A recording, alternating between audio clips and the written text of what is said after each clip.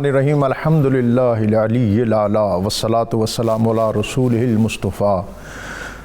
وعلی خلفائہ اولی الصدق والصفاء خصوصاً علی باب مدینۃ العلم والحکمت والہدى مولانا ابی الحسن والحسین علی المرتضیٰ وعلی جمیع الآل ذوی المجد والعلا وعلی سائر الاصحاب التقى والنقاء ومن تابعہم بإحسان الی یوم الجزاء۔ لفظ لفظ نور اور حرف حرف روشنی سے آراستہ نور قرآن کے ساتھ طاہر بخاری آپ سے مخاطب ہے۔ ناظرین، میر نے کہا تھا کہ چلتے ہو تو چمن کو چلیے، کہتے ہیں کہ بہاراں ہیں،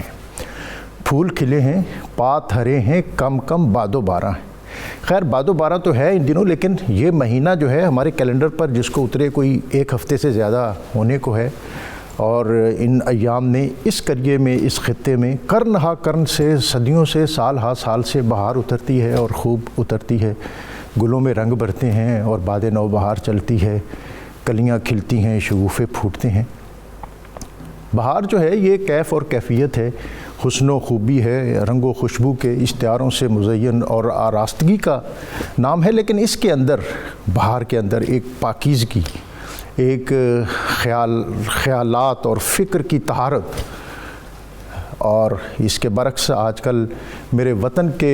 کوچہ و بازار اور در و دیوار جس نوعیت کے نعروں سے گونج رہے ہیں، وہ سچی بات ہے کہ اس نے اس بہار کے پورے تصور اور ماحول کو کچھ پراگندہ کر دیا ہے۔ اقبال نے بہت پہلے اس چیز کا محاکمہ کیا تھا، 100 سال پہلے، کہ پختہ افکار کہاں ڈھونڈنے نکلے کوئی، اس زمانے کی ہوا رکھتی ہے ہر چیز کو خار، ہم سمجھتے تھے کہ لائے گی فراغت تعلیم، کیا خبر تھی کہ چلا آئے گا الہاد بھی ساتھ۔ اور اس نے کہا تھا کہ آزادی افکار سے ہے ان کی تباہی، رکھتے نہیں جو فکر و تدبر کا سلیقہ، ہو فکر اگر خام تو آزادی افکار، انسان کو حیوان بنانے کا سلیقہ۔ بلکہ اس نے تو اور اس سے آگے بڑھ کر کہا تھا کہ تہذیب نو کے منہ پہ وہ تھپڑ رسید کر، اور اس سے بھی بڑھ کر اس نے کہا تھا کہ جس علم کی تاثیر سے زن ہوتی ہے نازن، کہتے ہیں اسی علم کو ارباب نظر موت۔ اور پھر اس نے کہا تھا کہ غیرت ہے بڑی چیز جہاں تگ و دو میں، پہناتی ہے درویش کو تاج سر دارا، دی ہاتھ سے دے کر اگر آزاد ہو ملت، ہے ایسی تجارت میں مسلمان کو خسارہ، اللہ کو پا مردی مومن پہ بھروسہ، ابلیس کو یورپ کی مشینوں کا سہارا۔ ناظرین، اقبال نے کہا تھا کہ یہ جو جدت پسندی ہے، جو روشن خیالی، جس کے ظاہری پھل میٹھے مگر زہر آلود، جس کی شاخیں خوش نما مگر پرخار، اور جس کی بہاریں اور جس کی فضائیں بہت پرکیف ہیں، لیکن ایسی زہر آلود ہوائیں اس سے نکل رہی ہیں جو نوع بشری کے لیے سم قاتل ثابت ہو رہی ہیں۔ آج ضرورت اس امر کی ہے کہ ہم دین اور دین فطرت کی اس صحیح اسپرٹ کو اور اس صحیح فکر کو اپنائیں جس نے صدیوں قبل انسانیت کو کرامت کا تاج اور بالخصوص عورت کو شرافت، عصمت اور عفت کی عبا عطا کی تھی۔ ہم شاید بھول گئے کہ انسانی تاریخ میں جب بھی کسی تہذیب نے، کسی تمدن نے، کسی معاشرت نے وحی سے اور الہام سے اپنا ناطہ توڑنے کی کوشش کی ہے، تو اس کے نتیجے میں ہمیشہ گمراہیاں اس کا مقدر بنیں گی۔ کیا ہم بھول گئے کہ رومن امپائر کے اندر عورت جو ہے وہ ذلت کے کس درجے پر تھی؟ گریکس، یونانی، جہاں سقراط، ارسطو اور افلاطون جیسے لوگ تھے، وہ ایک عرصے تک اس بحث میں پڑے رہے کہ کیا عورت جو ہے یہ ذی روح ہے بھی یا نہیں، کیا اس کو انسان کا درجہ دیا بھی جانا چاہیے یا نہیں۔ اور پھر ہماری یہ معاشرت، سب کانٹیننٹ، یہ خطہ ہند، جس کے اندر عورت جو ہے وہ مرد کے ساتھ ستی ہو جاتی تھی، اس کو جلا دیا جاتا تھا۔ اور پھر وہ عرب جہاں حالی نکاح جو ہوتی تھی پیدا کسی گھر میں دختر، تو خوف شماتت سے بے رحم مادر پھرے دیکھتی جب وہ شوہر کے تیور، کہیں زندہ گاڑ آتی تھی اس کو جا کر، وہ گود اپنی نفرت سے کرتی تھی خالی، جنے سانپ جیسے کوئی جننے والی۔ اور پھر کیا ہوا کہ اتر کر ہرا سے سوئے قوم آیا اور ایک نسخہ کیمیا ساتھ لایا کہ نبی اکرم رسول محتشم صلی اللہ علیہ وسلم اور آپ کے لائے ہوئے دین اور قرآن نے دنیا کے اندر عورت کو وہ عزت، رفت، عصمت اور پاکیزگی اور بلندی عطا کی کہ پھر اس کی قدموں کے نیچے، ماں کی قدموں کے نیچے انسان کی اور مومن کی اور مسلمان کی جنت رکھ دی گئی۔ میں سمجھتا تھا کہ عورت کی آزادی اور اس کی تکریم کا دن تو وہ ہونا چاہیے تھا کہ جب خولہ بنت ثعلبہ اس کی آواز جو اپنا مقدمہ لے کر نبی اکرم رسول محتشم صلی اللہ علیہ وسلم کی خدمت میں پیش ہوئی تھیں اور ان کی آواز فضاؤں کو چیرتی ہوئی اللہ رب العزت کی بارگاہ تک پہنچی تھی اور قرآن میں وحی نازل ہوئی تھی، قد سمع اللہ قول التی تجادلک فی زوجہا، کہ اللہ تعالیٰ نے سن لی اس عورت کی آواز، وہ عورت جس کی آواز صدیوں سے کراہنے کے باوجود کسی کے کان تک نہیں پہنچتی تھی، وہ عورت جس کو انسانیت کا درجہ دینے کے لیے تیار نہیں تھے نبی اکرم رسول محتشم صلی اللہ علیہ وآلہ وسلم نے، اور آپ کے لائے ہوئے دین نے اس کو اس قدر عصمت، عفت، رفت اور عظمت اور بلندی عطا کی کہ فضاؤں کو چیرتی ہوئی اس کی آواز اللہ رب العزت کی بارگاہ میں پہنچی اور جبریل وحی لے کر آئے۔ میں سمجھتا ہوں کہ عورت کی آزادی اور عفت اور عصمت اور بلندی کا وہ دن تھا کہ جب جس سوسائٹی اور جس معاشرے میں بیٹی ننگے آر تھی اور پھر سیدۃ النساء اہل الجنہ حضرت فاطمہ زہرا رضی اللہ تعالی عنہا سلام اللہ علیہا آپ کے پاس تشریف لائیں اور آپ ان کے استقبال کے لیے اپنی مسند سے کھڑے ہوئے، اپنی چادر واقعی، اپنی کملی بچھائی، ان کی پیشانی پہ بوسہ دیا اور ان کو بٹھایا۔ میں سمجھتا ہوں کہ عورت کی عفت، عصمت، رفت، بلندی کا وہ دن تھا جب نبی اکرم رسول محتشم صلی اللہ علیہ وسلم نے فرمایا کہ میری خواہش ہے، میں چاہتا ہوں کہ میں حالت نماز میں ہوتا اور میری ماں مجھے بلاتی تو میں اپنی نماز ترک کر کے، آج کا دن جو ہے یہ آج 12 رجب ہے اور آپ جانتے ہیں کہ 13 رجب جو ہے وہ میرے باب مدینۃ العلم حضرت علی المرتضیٰ کرم اللہ تعالی وجہ الکریم آپ کا یوم ولادت ہے۔ کسرہ میسر نشدی سعادت بکعبہ ولادت بمسجد شہادت، آپ کی دنیا کے اندر تشریف آوری کے یہ ایام یقیناً پوری کائنات اور پورے عالم اسلام کے لیے لائق صد مبارکباد ہیں، اور آج کی اس خاص موضوع کے حوالے سے نور قرآن میں قرآن پاک کی آیات کی مناسبت سے اس کے ذیل میں، اس کے ضمن میں ہم حضرت علی المرتضیٰ اور خانواد اہل بیت نبوت ان کا ذکر کریں گے بطور خاص۔ یوفون بالنذر ویخافون یوما کان شرہ مستطیرا ویطعمون الطعام علی حبہ مسکینا ویتیما واسیرا انما نطعمکم لوجہ اللہ لا نرید منکم جزاء ولا شکورا۔ آج کے اس اہم موضوع پر ہمارے ساتھ ہمیشہ کی طرح بہت محترم اور معتبر شخصیات موجود ہیں، مفتی محمد فاروق القادری صاحب، اور ان کے ساتھ آج بطور خاص ہمارے ساتھ تشریف فرما ہے علامہ مفتی محمد اقبال چشتی صاحب، آپ خطیب الازہر ہیں۔ آپ پچھلے پروگرام میں جو 22 جمادی الثانی حضرت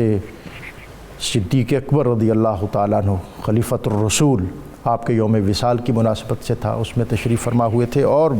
باب مدینۃ العلم حضرت علی المرتضیٰ کرم اللہ تعالی وجہ الکریم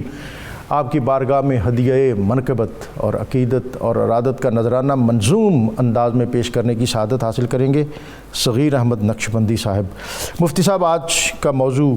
ایک تو اسپیسیفک ہے اور دوسرا ظاہر ہے جو کچھ فکری طور پر اور کچھ نظری طور پر میں ساری چیزیں آپ کے سامنے رکھتا ہوں اور آپ کچھ ابتدائی گفتگو ارشاد فرمائیں اور اس کے بعد پھر مفتی صاحب سے ان کی گفتگو بسم اللہ الرحمن الرحیم۔ ڈاکٹر صاحب، جیسا کہ آپ نے ذکر فرمایا، مولا کائنات حضرت مولا علی کرم اللہ تعالی وجہہ الکریم کی ذات اقدس ان گنت زاویوں سے بالکل منفرد اور جدا گانہ ہے۔ حقیقت تو یہ ہے کہ اللہ تعالیٰ نے آپ کو وہ خصوصیات عطا فرمائیں جو کسی اور کے حصے میں نہیں آئیں، بلکہ اس حوالے سے سیدنا حضرت عبداللہ بن عباس رضی اللہ تعالیٰ عنہما کے 2 فرمان بھی موجود ہیں۔ ایک میں آپ نے یہ فرمایا کہ اللہ تعالیٰ نے قرآن مجید کی 300 آیات سبحان اللہ حضرت مولا علی کی عظمت و شان کے بیان میں مختلف حوالوں سے نازل فرمائیں، اور دوسرا آپ کا فرمان یہ بھی ہے جسے ابن عساکر نے نقل کیا ہے کہ سیدنا عبداللہ بن عباس فرماتے ہیں کہ جس قدر آیات عالم انسانیت میں انبیاء کے بعد مولا علی کی عظمت و شان کے بیان میں ہیں، اتنی آیات کثرت سے کسی اور شخصیت کے بارے میں نہیں اتری۔ سبحان اللہ۔ اس سے اندازہ لگایا جا سکتا ہے کہ رب العزت کسی ہستی کی شان میں ایک جملہ فرما دے تو ساری کائنات اس پر رشک کرتی ہے، تو جس کی عظمت و شان کے بیان میں ان گنت آیات یا 300 یا اس سے زیادہ آیات اتری ہوں، تو اس کی عظمت و شان کو کوئی پوری زندگی لگا کر کائنات کی ساری سیاہی کو سمیٹ کر اور لکھتا رہے ساری دنیا کے درختوں کی ٹہنیوں کو قلم بنا کر، تو تب بھی ان کی عظمت و شان کا بیان کسی طور مکمل نہیں ہو سکتا۔ سبحان اللہ۔ بطور خاص میں یہاں پر آج آغاز کرنا چاہ رہا ہوں سورۃ الفتح کی آیت نمبر 29 سے، جس میں اللہ تعالیٰ نے حضرت مولا علی کی عظمت و شان کو بیان کیا، اور اس میں ایک خاص رمز بھی ہے، میں اس سے بیان کر کے ایک سورہ مریم کی آیت پیش کروں گا۔ حضرت پیر بیر علی شاہ رحمۃ اللہ علیہ نے اس آیت کو بطور خاص ایک فرمایا کہ یہ اس آیت میں اللہ تعالیٰ نے ترتیب خلافت کا اشارہ بھی دیا ہے۔ محمد الرسول اللہ صلی اللہ علیہ وسلم، محمد صلی اللہ علیہ وسلم اللہ کے رسول ہیں، والذین معاہو، اور جو آپ کے ساتھ ہیں، معاہو سے مراد خصوصاً میں پیر صاحب کا حوالہ کر دوں، ورنہ دیگر روایات اور مفسرین نے اس بات کو کوڈ کیا ہے کہ معاہو سے مراد حضرت سیدنا صدیق اکبر کی ذات والا ہے۔ اشداء علی الکفار، جو آپ کے صحابہ ہیں یہ کفار پر شدید ہیں، سخت ہیں۔ یہ کون؟ یہاں پر ویسے تو عمومی طور پر لفظوں کے اطلاق سے تمام صحابہ کرام کی عظمت و شان ہے، لیکن خصوصیت کے ساتھ سیدنا فاروق اعظم، اور رحماء بینہم، آپس میں بڑے نرم دل اور شفیق ہیں، سیدنا عثمان غنی۔ اور اس کے بعد جو فرمایا تراہم رکعا سجدا، آپ دیکھتے ہیں کہ وہ کثرت سے رکوع اور سجدے کرتے ہیں، تو فرمایا اس سے مراد سیدنا علی مرتضیٰ کرم اللہ تعالی وجہ الکریم کی ذات والا ہے۔ ان کی شخصیت کو سمیٹ کر عبادات کے حوالے سے بطور خاص اس میں بیان کیا گیا۔ سورۃ المریم کی آیت نمبر 96 جو سب سے آخری آیت ہے، اللہ تعالیٰ اس میں فرماتا ہے ان الذین آمنوا وعملوا الصالحات سیجعل لهم الرحمن ودا، سبحان اللہ۔ بے شک وہ لوگ جو ایمان لائے اور انہوں نے عمل صالح کیا، اللہ تعالیٰ ان کی محبت لوگوں کے دلوں میں پیدا فرما دے گا۔ یہ آیت مقدسہ کا جو نزول ہے جس حوالے سے بھی ہوا، لیکن حدیث پاک میں نبی پاک صلی اللہ علیہ وسلم نے ایک جو بات ارشاد فرمائی وہ اس آیت کی تفسیر کر دیتی ہے۔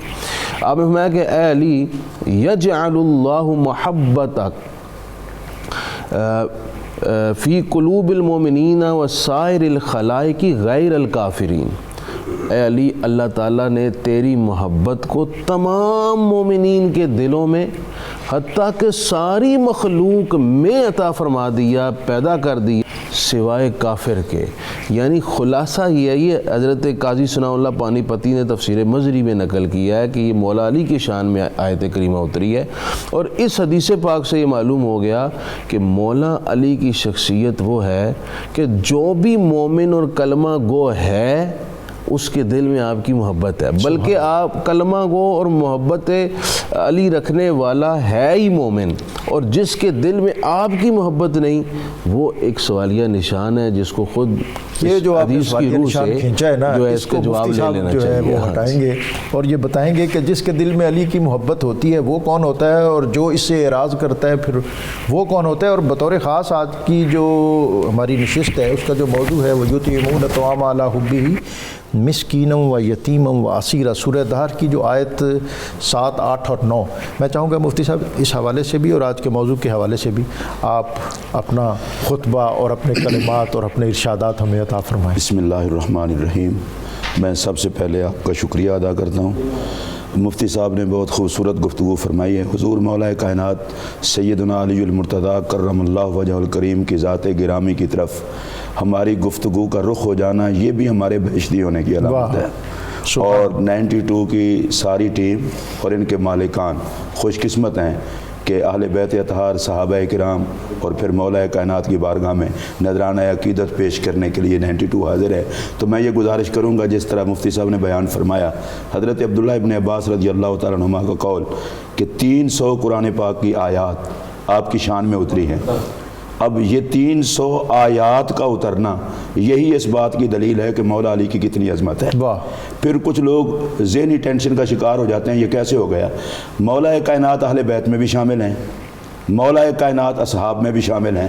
قرآن کی جتنی آیتیں اصحاب رسول کی عظمت میں نازل ہوئی ہیں صف اول میں مولا علی ہیں، اور قرآن کی جتنی آیتیں اہل بیت کی شان میں نازل ہوئی ہیں ان سب میں بھی مولا کائنات ہیں۔ اور پھر مولا کائنات کی عزت و عظمت کو اگر ہم دیکھیں تو مجھے رسول اکرم کا ایک ارشاد گرامی یاد آ رہا ہے۔ فرمایا علی اگر تیرے حوالے سے مجھے یہ خوف نہ ہوتا کہ کہیں لوگ تیرے ساتھ وہ سلوک نہ کریں جو عیسیٰ علیہ السلام کے ماننے والوں نے جناب عیسیٰ علیہ السلام کے ساتھ کیا تھا، تو میں تیری عظمت پہ ایسی گفتگو کرتا کہ تو جہاں جہاں سے گزرتا تیری خاک کے گزر کو لوگ اٹھا کر چومتے۔ کیا کہنے، اور میرے نبی کا اعجاز یہ ہے گفتگو کا کہ آپ نے گفتگو کی بھی نہیں اور کر بھی دی ہے۔ فرمایا کہ علی مجھ محمد عربی کا تیرے حوالے سے انداز یہ ہے کہ لوگ صرف تیری ذات سے ہی پیار نہ کریں، تیری صفات سے ہی پیار نہ کریں، تو جہاں سے گزرے وہاں کی خاک کا بھی احترام کریں۔ اور حضور مولا کائنات کرم اللہ وجہ الکریم کے حوالے سے رسول اکرم صلی اللہ علیہ وسلم نے ارشاد فرمایا کہ النظر الی وجہ علی عبادت،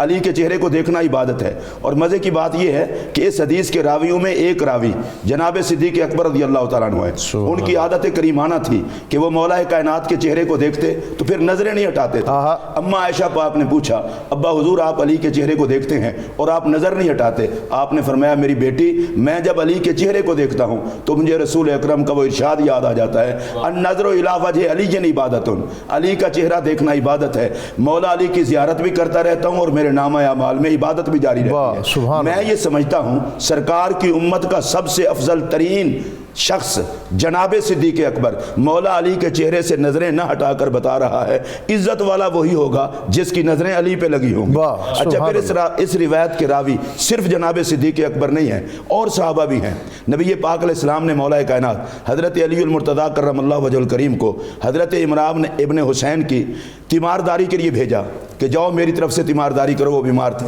مولا کائنات وہاں پر پہنچے تو ان کے پاس پہلے دو صحابی موجود تھے، حضرت ابو ہریرہ رضی اللہ تعالیٰ عنہ اور حضرت معاذ بن جبل رضی اللہ تعالیٰ عنہ۔ عمران ابن حسین نے اپنی ساری توجہ مولا علی کی طرف کر دی، ان سے نظریں ہٹا لیں تو انہوں نے کہا کہ ہم بھی تجھے پوچھنے کے لیے آئے تھے، تو نے نظر ہی ادھر کر لی۔ تو حضرت عمران ابن حسین نے کہا کہ میں نے رسول اللہ علیہ السلام سے سنا ہے علی کا چہرہ دیکھنا عبادت ہے، اس لیے میں مولا علی کے چہرے کی طرف دیکھ رہا ہوں۔ اور صحابہ کرام کا مولا علی کے حوالے سے انداز دیکھیے۔ حضرت ابو ہریرہ بولے کہ میں نے بھی رسول اللہ سے یہ ارشاد سنا ہے کہ علی کا چہرہ دیکھنا عبادت ہے۔ حضرت معاذ بن جبل رضی اللہ تعالیٰ عنہ کہتے ہیں کہ میں نے بھی یہ سنا ہے۔ ڈاکٹر صاحب میں کبھی سوچتا ہوں یا تو سرکار نے ایک ایک کو بتایا یا مجمع سجا کے بتایا۔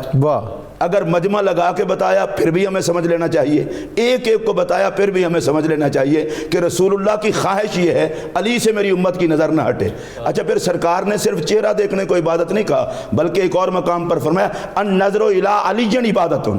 علی کی طرف دیکھنا عبادت ہے۔ اور پھر نبی پاک علیہ السلام نے فرمایا ذکر علی عبادت، یہ جو ہم کر رہے ہیں جی بالکل، ذکر علی عبادت، علی علی کرنا عبادت ہے۔ میں یہاں پر یہ گزارش کروں گا کہ علی علی کرنا عبادت ہے، اور یہ میں دہرا اس لیے رہا ہوں کہ اگر کوئی محبت سے علی علی کرتا ہے تو کسی اور نظر سے اسے نہیں دیکھنا چاہیے۔ محمد عربی کریم کی نگار نے سرٹیفکیٹ دیا ہوا ہے کہ وہ عبادت کر رہا ہے۔ اور میرے اور آپ کے پیارے نبی علیہ السلام نے فرمایا حب علی یاکل الذنوب، علی کا پیار گناہوں کو ختم کر دیتا ہے۔ اور نبی پاک علیہ السلام نے فرمایا حقیقی سعادت مند اور نیک بندہ وہ ہے جو اپنی زندگی میں بھی علی سے پیار کرے اور مرنے کے بعد بھی اٹھے تو علی سے محبت کرنے والوں میں سے اٹھے۔ اور جس طرح مفتی صاحب پہلے بتا رہے تھے نبی اکرم صلی اللہ علیہ وسلم نے ایک بڑی خوبصورت بات اور بھی فرمائی. فرمایا علی اگر تو کسی مومن کی ناک کی ہڈی توڑ دے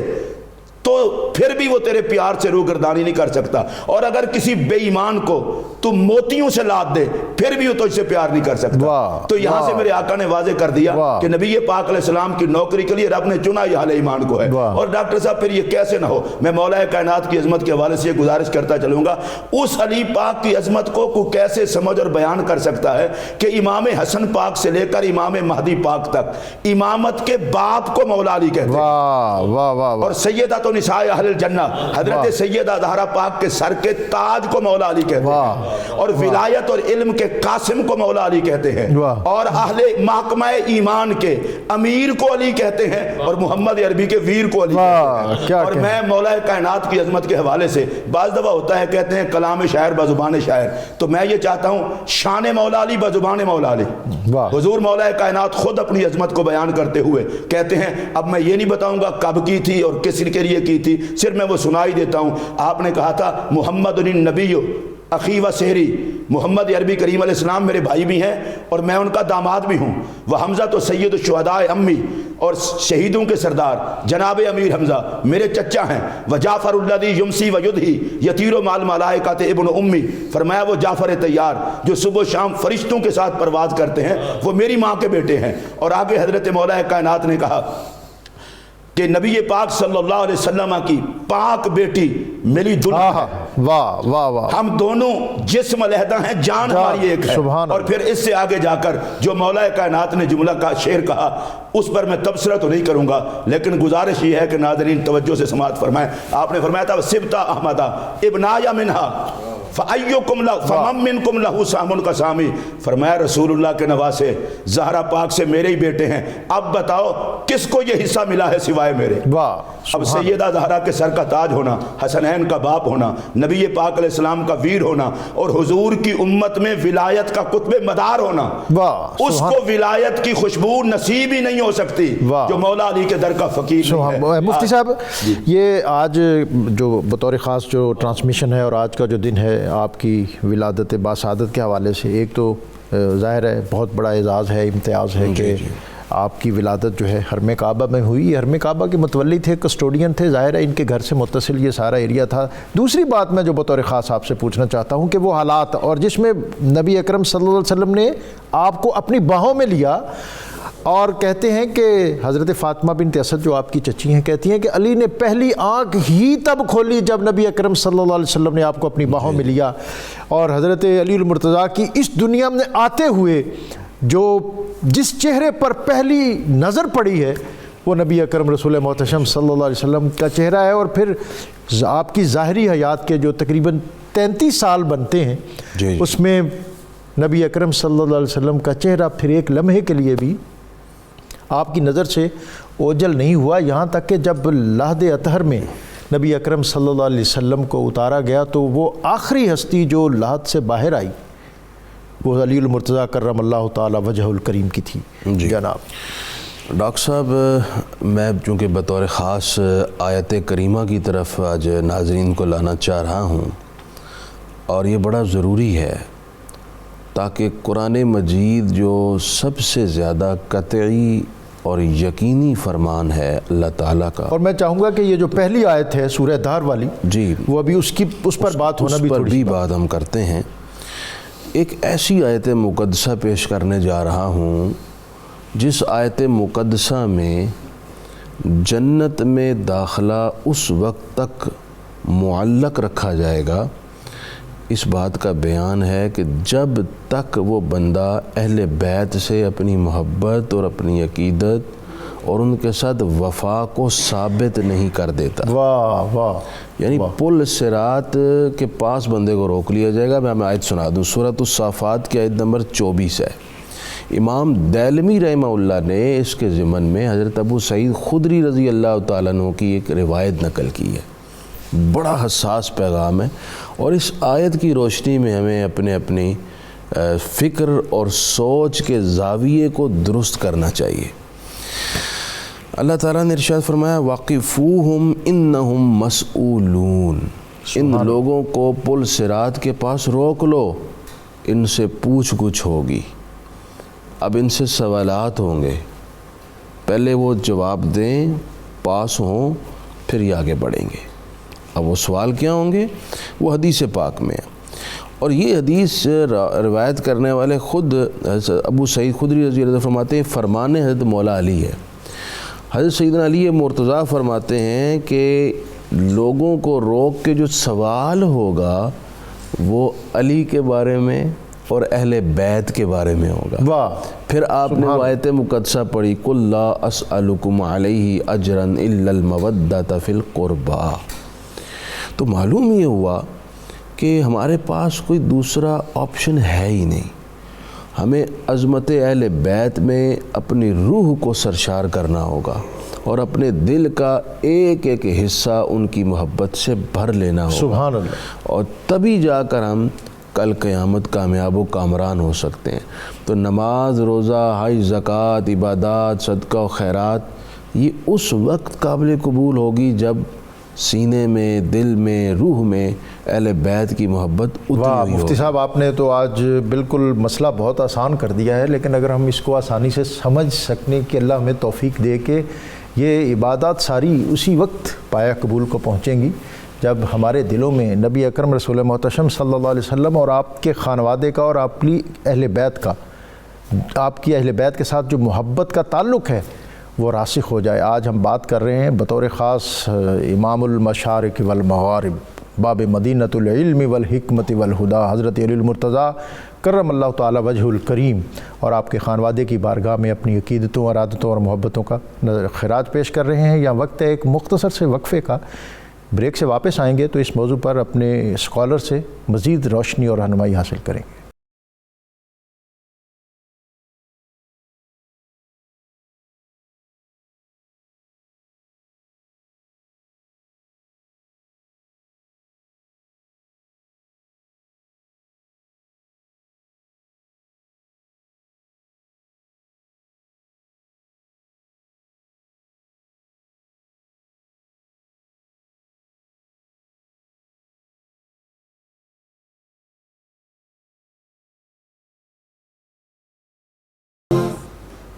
نور قرآن میں آپ کو ایک مرتبہ پھر خوش آمدید۔ ناظرین، مدینہ منورہ میں نبی اکرم رسول محتشم صلی اللہ علیہ وسلم آپ کے صاحبزادگان حضرت امام حسن اور امام حسین ایک دفعہ بیمار ہو گئے، اور نبی اکرم صلی اللہ علیہ وسلم آپ اپنے اصحاب کے ساتھ ان کی عیادت کے لیے گئے۔ چہروں کی پیمردگی دیکھ کر آپ کی طبیعت کچھ اداس ہوئی، اور پھر آپ نے اپنے اہل بیت کو، حضرت علی المرتضیٰ اور حضرت فاطمہ الزہرا کو کہا کہ آپ ان بیٹوں کی، بچوں کی صحت یابی کے لیے نظر مان لیں۔ آج ہم اس پر بھی بات کریں گے اور علماء سے رہنمائی لیں گے کہ یہ نظر کیا ہے۔ ہمارا بنیادی آج کا چونکہ موضوع یہ ہے، اور پھر بچے حضرت امام حسنین کریمین صحت یاب ہوئے، اور اس گھرانے نے، اس خانوادے نے حضرت علی المرتضیٰ، حضرت سیدہ فاطمہ الزہرا اور آپ کی خادمہ حضرت فضا نے روزے، 3 روزوں کی جو منت مانی تھی ان کو پورا کرنے کا اہتمام کیا، اور پھر اس کے لیے افطاری کے لیے جو آپ نے لائے، اور جو شمون ایک یہودی بیان کیا جاتا ہے، اور یہ جو میں بات کر رہا ہوں یہ حضرت عبداللہ ابن عباس جو تفسیری دبستان ہے اس کی ایک بہت جلیل القدر ہستی ہیں، زمخشری جو صاحب کشاف ہیں، انہوں نے اس کو بھی نقل کیا ہے۔ اور آپ جانتے ہیں کہ جو صاحب کشاف ہیں یہ بڑے روشن خیال اور جدت پسند لوگ ہیں، چھوٹی موٹی چیزوں کو جلدی جلدی قبول بھی نہیں کرتے۔ اور پھر وہ وقت آیا کہ افطار کا، اور پھر دروازے پر ایک سوالی جو ہے اس نے آواز دی کہ میں مسکین ہوں، اے اہل بیت نبوت میرے لیے کچھ کھانے کے لیے مجھے عطا کیجیے۔ جو دسترخوان پہ موجود تھا وہ اس کو پیش کر دیا گیا۔ اسی طرح دوسرے دن یتیم نے، اور تیسرے دن اسیر نے، اور پھر اس کے بعد یہ ہوا کہ کھانا نہ کھانے کی وجہ سے اور مسلسل روزوں کی وجہ سے یہ جو گھرانہ اور یہ جو خانوادہ ہے، اس میں تفاسیر میں لکھا ہے کہ یہ ان کی طبیعت مزمحل ہوئی، اداس ہوئی، اور پھر نبی اکرم رسول محتشم صلی اللہ علیہ وسلم کی خدمت میں حاضر ہوئے، اور ان کی یہ کیفیت اور احوال جب یہ جان رہے تھے تو جبریل علیہ السلام، حضرت جبریل علیہ السلام سورہ دہر کی یہ آیات لے کر تشریف لائے اور کہا کہ اللہ رب العزت ان کی اس کیفیت کو اس انداز میں قرآن پاک میں بیان کر رہا ہے وَيُطْعِمُونَ الطَّعَامَ عَلَىٰ حُبِّهِ مِسْكِينًا وَيَتِيمًا وَأَسِيرًا، کہ وہ لوگ جو اللہ کی محبت میں یتیم کو، مسکین کو، یتیم کو اور اسیر کو کھانا کھلاتے ہیں۔ اس پر بہت سی ڈیبیٹس بھی ہیں، اس پر بہت سی باتیں بھی ہیں کہ یہ جو سورہ دہر ہے یہ مکی ہے اور یہ واقعہ جو ہے یہ مدینہ کا ہے، اور اس کے پیرلل ایک اور انصاری صحابی کا واقعہ بیان کیا جاتا ہے کہ یہ شاید اس کا ہے۔ تو اگر اور مکی ہے اور مکہ کے اندر حضرت امام حسن اور امام حسین نہیں تھے، تو اگر مکہ کے اندر حضرت امام حسن اور امام حسین نہیں تھے تو پھر مکہ کے اندر تو انصار بھی نہیں تھے، اور مدینہ کے اندر یہ تھے، تو پھر اس میں جو اسیر تھے کیا ان کے لیے اسٹیٹ اور ریاست نے کوئی اہتمام نہیں کیا ہوا تھا؟ یہ ہم اپنے علماء سے جانیں گے۔ لیکن یہ جو خانوادہ ہے، یہ جو گھرانہ ہے، ان کے کچھ اپنے تخصصات ہیں۔ پھر اس میں ایک یہ بھی بات ہے کہ بچے تو پہلے ہی بیمار تھے، تو ان کو مزید اس پروسیس سے گزارنے کی کیا ضرورت تھی؟ لیکن اس میں پھر وہی بات ہے کہ نبی اکرم رسول محتشم صلی اللہ علیہ وسلم آپ کے پہلو میں آپ کے ساتھ تربیت کے اس پروسیس سے گزرنے والی یہ عظیم المرتبت اور جلیل القدر ہستیاں، جن پر امام شافعی نے کہا کہ یہ وہ ہستیاں ہیں کہ جب تک ہم ان پر درود نہ پڑھیں ہماری نماز مکمل نہیں ہوتی۔ وَيُطْعِمُونَ الطَّعَامَ عَلَىٰ حُبِّهِ مِسْكِينًا وَيَتِيمًا وَأَسِيرًا، اور یہ وہ لوگ ہیں کہ جو اللہ کی محبت میں مسکین، یتیم اور قیدی کو کھانا کھلاتے ہیں۔ انما نطعمکم لوجہ اللہ لا نرید منکم جزاء ولا شکورا۔ جی مفتی صاحب۔ ڈاکٹر صاحب آپ نے ماشاءاللہ اس آیت پر گفتگو تو تقریباً فرما ہی دی ہے۔ نہیں میں نے تقریباً نہیں فرمائی، ہمیں اس سے اتفاق ہی کر لینا چاہیے۔ یہاں بڑی قابل توجہ بات یہ ہے کہ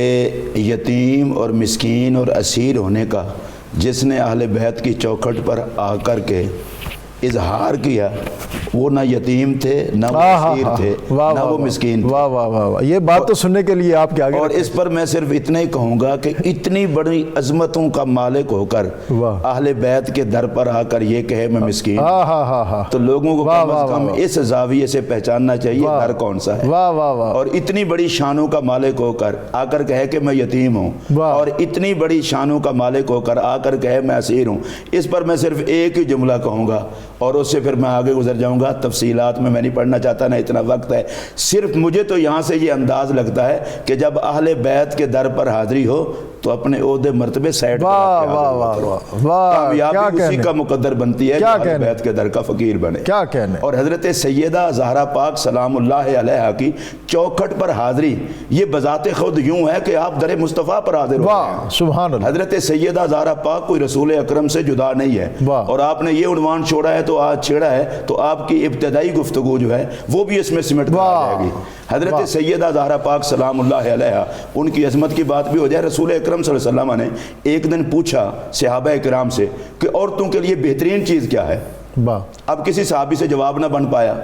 مولا کائنات گھر گئے، واپس آ کر کے کہا یا رسول اللہ میں بتاتا ہوں، عورتوں کے لیے سب سے بہترین چیز یہ ہے کہ نہ وہ کسی غیر محرم کو دیکھے نہ کوئی غیر محرم ان کو دیکھے۔ سبحان اللہ۔ تو حضور علیہ السلام نے اس موقع پر فرمایا فاطمہ تو بدأت منی، سبحان اللہ، فاطمہ میرے جسم کا حصہ ہے۔ مطلب یہ علی یہ جواب تمہارا نہیں ہے، یہ جواب میری بیٹی کا ہے۔ سبحان اللہ۔ عورتوں کی سردارہ، جنت کی عورتوں کی سردارہ سیدہ زہرا پاک ہے، اور میں یہ میسج دینا چاہتا ہوں اگر قیادت زہرا میں جنت میں جانے کا موڈ ہے تو مسلم خواتین کو پردے کا اہتمام کرنا ہوگا۔ سبحان اللہ۔ اور جس طرح آپ نے پہلے کہا رسول اکرم صلی اللہ علیہ وسلم نے عورت کو عزت دی ہے، اس سے بڑی عزت کیا ہوگی کہ میرے پاک نبی نے فرمایا کہ عورت کی عزت صرف عزت والا بندہ کرتا ہے، اور عورت کی توہین کوئی کمی نہیں کر سکتا۔ میرے نبی نے بیٹی، بہن، ماں، گھر والی، جتنے رشتے بھی ہیں ان سب کو عزت عطا کی ہے۔ اور چونکہ وقت شارٹ ہوتا ہے تو میں ایک جملہ کہنا چاہتا ہوں، یہ میرے نبی نے عورت کو کتنا تقدس دیا ہے کہ اس کے جسم پر کسی کی ناپاک نگاہ کا سایہ بھی نہ پڑے۔ اور میں یہ گزارش کرنا چاہوں گا کہ رحمت للعالمین کی پناہ میں عورت رہے گی تو ناپاک نگاہ کے سائے سے بھی بچی رہے گی، اور اگر رسول اللہ کی پناہ سے نکلنے کی کوشش کرے گی تو کہیں درندے اسے نوچ نہ ڈالیں۔ سبحان اللہ۔ آج بھی خوبصورت ترین طریقہ یہ ہے، میری ماں، میری بہن، میری بیٹی، اور ہمارے جو گھروں میں ہماری گھر والیاں موجود ہیں، وہ اگر دنیا اور آخرت میں عزت چاہتی ہیں، زمانے کی نظروں سے اوجھل ہو کر محمد عربی کریم کے دامن کرم کی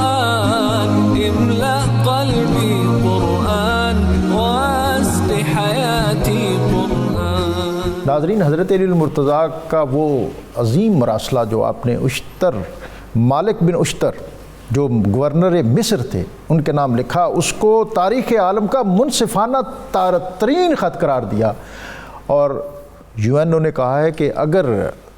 ہم اپنے معاشروں میں، اپنی سوسائٹی کے اندر انصاف چاہتے ہیں، اگر انسانی شرف کی بلندی چاہتے ہیں، اگر ہم انسانی تکریم جو ہے اس کو لازم کرنا چاہتے ہیں، تو انہوں نے کہا کہ اس خط کو جس کو لکھے ہوئے شاید آج 1400 سال ہونے کو ہیں، اس کو دنیا کے تمام حکمران اور تمام معاشرے اور تمام حکومتیں اپنے دائرہ کار میں اس کو لاگو کریں، اس کو لازم کریں۔ حضرت علی المرتضیٰ نے اس خط میں گورنر مصر کو لکھا تھا کہ تمہاری ایگزیکٹو کیسی ہونی چاہیے، تمہارے سرکاری افسران کیسے ہونے چاہیے۔ آپ نے فرمایا تھا کہ معاشرتی اور حکومتی خوشحالی کے لیے، ملکی استحکام کے لیے اچھی ایگزیکٹو، اچھے سرکاری ملازمین، دیانتدار سرکاری ملازمین ہونے چاہیے۔ اور آپ نے پھر فرمایا کہ آرمی کیسی ہونی چاہیے، فوج کیسی ہونی چاہیے۔ آپ نے فرمایا کہ فوج وہ ہونی چاہیے جو ہر وقت جذبہ شہادت سے لبریز ہو، اور اس کی نظر ہر وقت بارڈر پہ ہونی چاہیے، سرحد پہ ہونی چاہیے۔ اور پھر آپ نے فرمایا کہ جوڈیشری کیسی ہو۔ آپ نے فرمایا اس میں کہ جوڈیشری ایسی ہو کہ جن کے اندر دوسروں کا نقطہ نظر سننے کا حوصلہ ہو، جو مسائل کو سلجھا سکیں، جو غصے کے عالم میں کوئی فیصلہ نہ کریں بلکہ تحمل اور بردباری کے عالم میں فیصلہ کریں۔ اور انہوں نے اقوام متحدہ نے یہ بھی کہا کہ حضرت علی المرتضیٰ کرم اللہ تعالی وجہ الکریم، آپ نبی اکرم رسول محتشم صلی اللہ علیہ وسلم کے بعد انسانی تاریخ کے اعلیٰ ترین اور منصف ترین حکمران ہیں، اور آپ کا وہ عظیم جو آپ کا قول ہے کہ دنیا کے اندر کوئی سوسائٹی کفر کی بنیاد پر تو سروائیو کر سکتی ہے لیکن ظلم کے بنیاد پر سروائیو نہیں کر سکتی، قائم نہیں رکھ سکتی۔ الملک یبقی مع الکفر لا یبقی مع الظلم۔ ناظرین، ہم آج کی اس ٹرانسمیشن میں باب مدینۃ العلم حضرت علی المرتضیٰ کرم اللہ تعالی وجہ الکریم آپ کے یوم ولادت کے حوالے سے ان کی بارگاہ میں اپنی عقیدتوں، ارادتوں اور محبتوں کا خراج پیش کرتے ہوئے اعلیٰ حضرت کے اس شعر کے ساتھ میں صغیر احمد نقشبندی سے درخواست کروں گا کہ وہ حضرت علی المرتضیٰ کی بارگاہ میں اپنی منقبت کا نذرانہ پیش کریں۔ افسر لشکر فاتحان زمن، تیغ انا فتحنا ہے جوہر فگن، بازوئے مصطفیٰ پنجائے پنجتن، شیر شمشیر زن شاہ خیبر شکن، پرتوے دست قدرت پہ لاکھوں سلام۔ جناب کیوں عقیدت سے نہ میرا دل پکارے یا علی، کیوں عقیدت سے نہ میرا دل پکارے یا علی، کیوں عقیدت سے نہ میرا دل پکارے یا علی، جس کے ہیں مولا محمد اس کے ہے مولا علی، جس کے ہے مولا محمد اس کے ہے مولا علی، جس گھڑی اللہ کے گھر میں ہوئے